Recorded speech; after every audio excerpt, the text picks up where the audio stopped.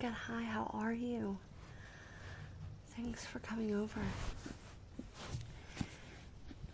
Yeah, I know, it was quite a drive in that weather, wasn't it? Yeah, but it's so beautiful to be inside with, not so much outside, right? Yeah, I don't know. Just absolutely beautiful weather like this. Yeah, doing well. Been pretty busy with, kids and work and stuff like that, the usual. Yeah, I know we don't get to see each other as often as we'd like. Yeah, it's frustrating. Yeah, I mean, that's life for you, right? Oh, you like my headband? Thanks. I don't even remember where I got it, to be honest with you. Just showed up in my stuff one day. Yeah. Oh, what did I bring with me? I brought a book. Yeah, this is The Book Thief by Marcus Zusak. Zuzak. I don't know. Yeah, it's a really, really good book. And I brought it over because I was wondering if you wanted to read any of it together. I know that seems kind of cheesy, but you never know. This is a life-changing book. And I thought I could read some of it to you, and then if it seemed interesting, you could borrow it. Is that something that you think that you would like? Okay, well, I'll start from the beginning, as every book does, and go from there, okay? Yeah, okay. And after, you can make me that hot cocoa you promised. Yeah, put a shot of Bailey's in it, though, for me. Yeah, I need something to warm me up in this weather. Yeah, I know. Okay. So let's start the book. Prologue. A mountain range of rubble, in which a narrator introduces himself, the colors, and the book thief. Death and chocolate. First the colors, then the humans. That's usually how I see things, or at least how I try. Here is a small fact. You are going to die. I am in all truthfulness attempting to be cheerful about this whole topic, though most people find themselves hindered in believing me, no matter my protestations. Please trust me. I most definitely can be cheerful. I can be amicable, agreeable, affable, and that's only the A's. Just don't ask me to be nice. Nice has nothing to do with me. Reaction to the aforementioned fact. Does this worry you? I urge you. Don't be afraid. I'm nothing, if not fair. Of course, an introduction, a beginning. Where are my manners? I could introduce myself properly, but it's not really necessary. You will know me well enough and soon enough, depending on a diverse range of variables. It suffices to say, at some point in time, I will be standing over you as genially as possible. Your soul will be in my arms. A color will be perched on my shoulder. I shall carry you gently away. At that moment, you will be lying there. I rarely find people standing up. You'll be caked in your own body. There might be a discovery. A scream will dribble down the air. The only sound I'll hear after that will be my own breathing and the sound of the smell of my footsteps. The question is, what color will everything be at that moment where I come for you? What will the sky be saying? Personally, I like a chocolate-colored sky. Dark, dark chocolate. People says it suits me. I do, however, try to enjoy every color I see. The whole spectrum. A billion or so flavors, none of them quite the same, and a sky to slowly suck on. It takes the edges off the stress. It helps me relax. A small theory. People observe the colors of a day only at its beginnings and ends, but to me it's quite clear that a day emerges through a multitude of shades and intonations with each passing moment. A single hour can consist of thousands of different colors.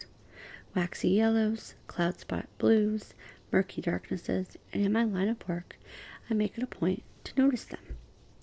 As I've been alluding to, my one saving grace is distraction. It keeps me sane.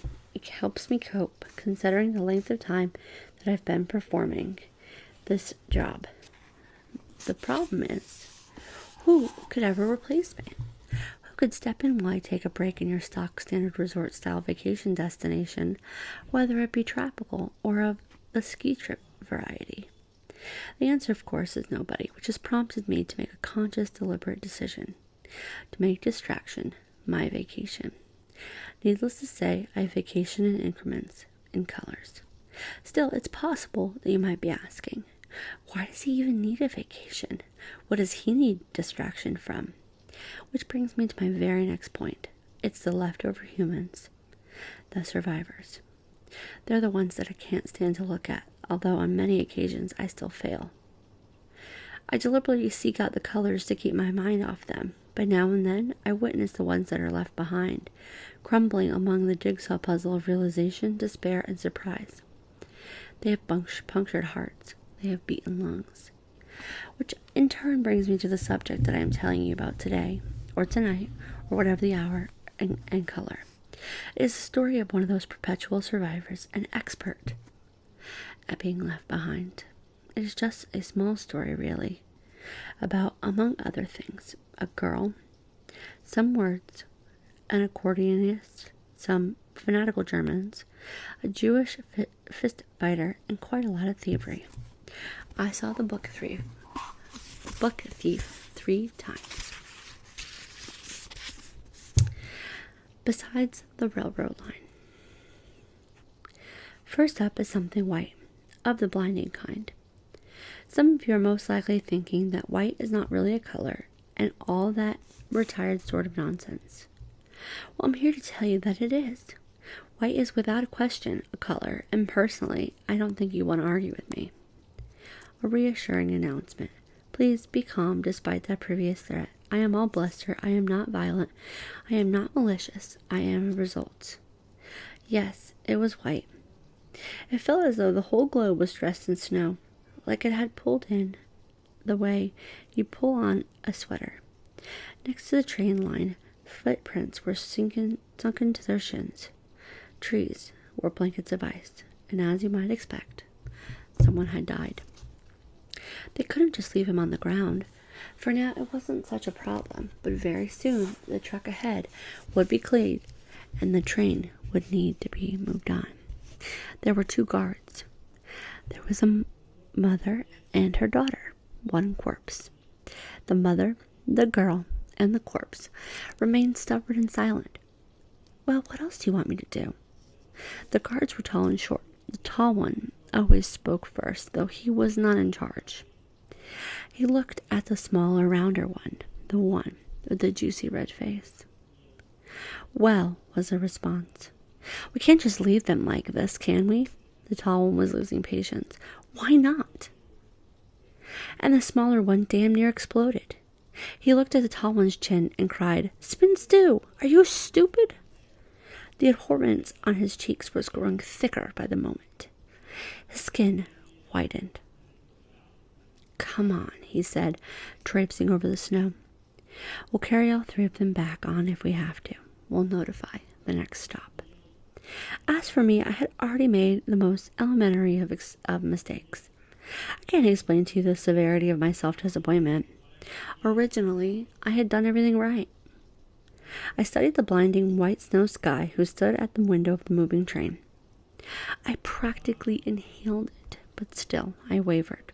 I buckled. I became interested in the girl. Curiosity got the better of me, and I resigned myself to stay as long as my schedule allowed, and I watched. 23 minutes later, when the train was stopped, I climbed out with them. A small soul was in my arms. I stood a little to the right. The dynamic train guard duo made their way back to the mother, the girl, and the small male corpse. I clearly remember that my breath was loud that day. I'm surprised the guards didn't notice me as they walked by. The world was sagging now under the weight of snow. Perhaps 10 meters to my left, the pale, empty-stomached girl was standing frost-stricken. Her mouth jittered. Her cold arms were folded. Tears were frozen to the book thief's face. The eclipse. Next is a signature black to show the poles of my versatility, if you like. It was the darkest moment before the dawn. This time I had come for a man of perhaps 24 years of age. It was a beautiful thing in some ways. The plane was still coughing. Smoke was leaking from both its lungs. When it crashed, 3 deep gashes were made in the earth. Its wings were now sawn-off arms. No more flapping. Not for this metallic little bird. Some other small facts. Sometimes I arrive too early, I rush. And some people cling longer to life than expected. After a small collection of minutes, the smoke exhausted itself. There was nothing left to give. A boy arrived first, with cluttered breath and what appeared to be a toolbox. With great trepidation, he approached the cockpit and watched the pilot gauging if he was alive, at which point he still was. The book thief arrived perhaps 30 seconds later. Years had passed, but I recognized her. She was panting. From the toolbox, the boy took out, of all things, a teddy bear. He reached in through the torn windshield and placed it on the pilot's chest. The smiling bear sat huddled among the crowded wreckage of the man in the blood. A few minutes later, I took my chance. The time was right. I walked in, loosened his soul, and carried it gently away. All that was left was the body, the dwindling smell of smoke, and the smiling teddy bear. As the crowd arrived in full, things, of course, had changed. The horizon was beginning to charcoal. What was left of the blackness above was nothing now but a scribble, and disappearing fast.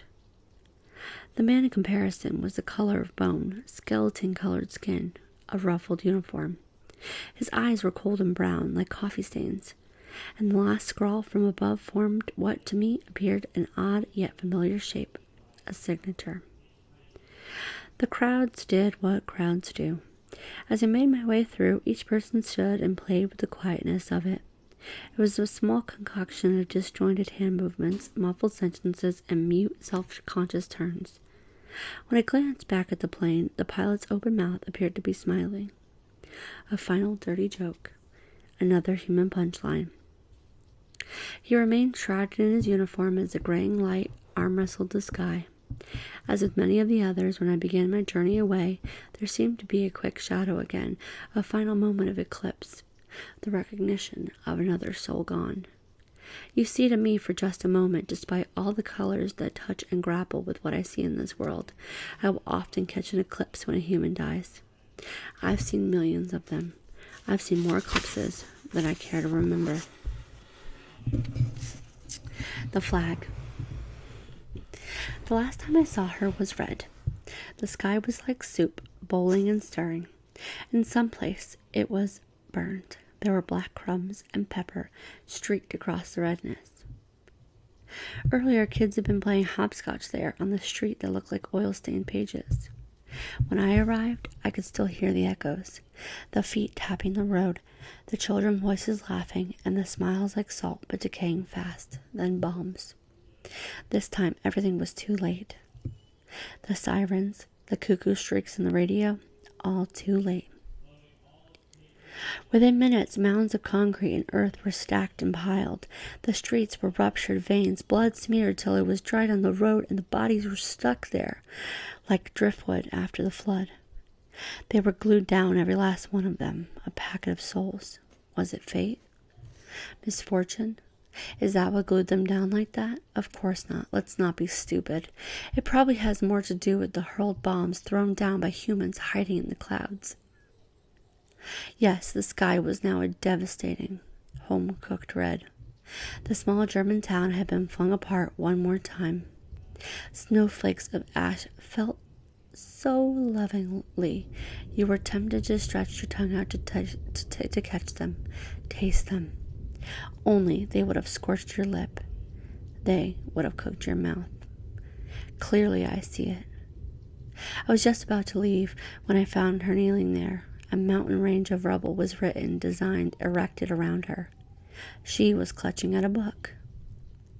Apart from everything else, the book thief wanted desperately to go back to the basement to write or to read through her story one last time. In hindsight, I see it so obviously on her face. She was dying for it, the safety of it, the home of it. But she could not move. Also, the basement didn't even exist anymore. It was part of the mangled landscape. Please again, I ask you to believe me. I wanted to stop, to crouch down. I wanted to say, I'm sorry, child. But that is not allowed. I did not crouch down. I did not speak. Instead, I watched her a while. When she was able to move, I followed her.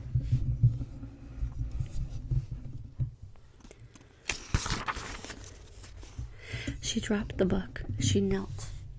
The book thief howled. Her book was stepped on several times as the cleanup began, and though orders were given only to clear the mess of concrete, the girl's most precious item was thrown aboard a garbage truck, at which point I was compelled.